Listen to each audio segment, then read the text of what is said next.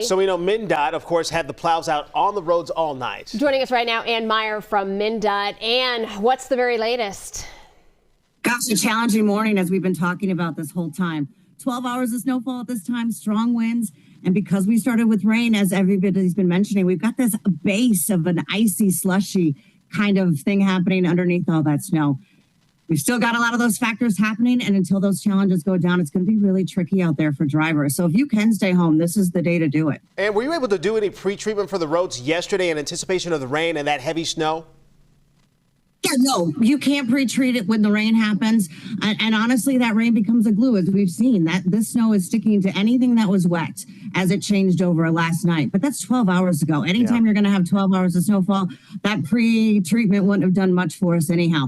What is working for us, though, is these temps are in the 20s. This is different than a January snowfall. So once we can have the snow stop and our materials can really get to work there, we're going to see some progress happening. But those winds, that's going to be a factor that's still going to be a challenge throughout the entire day. And how many plows do you have out there right now?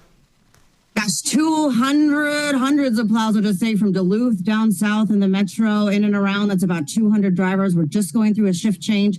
So folks are about to have a new, fresh crew of drivers getting behind the wheel for the next 12 hours. That's how our drivers work, 12-hour shifts, 24 hours coverage, so that we can get roads back in the clear. And so the crews that are getting off now will be back in 12 hours because we're not going to be done with our work for several days here. Dealing with cleanup once we get the snow to stop.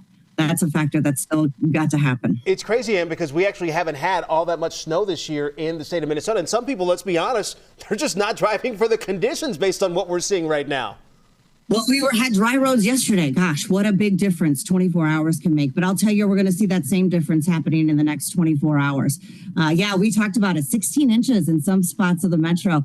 All of this year so far, those same areas, 10 inches of snow this morning. This one's a tough one. This one is challenging, and we need everybody to do their part. So stay home if you can. If you got to get out there, though, I'll tell you, we want to prevent everyone from getting in a situation that slows our progress. So those crashes, that semi, all of that is slowing what we can do to get roads back into the clear. So we want to avoid as much of that and keep our crews just as safe. Absolutely. Ann Meyer from MnDOT this morning. Thanks for checking in with us. We appreciate it.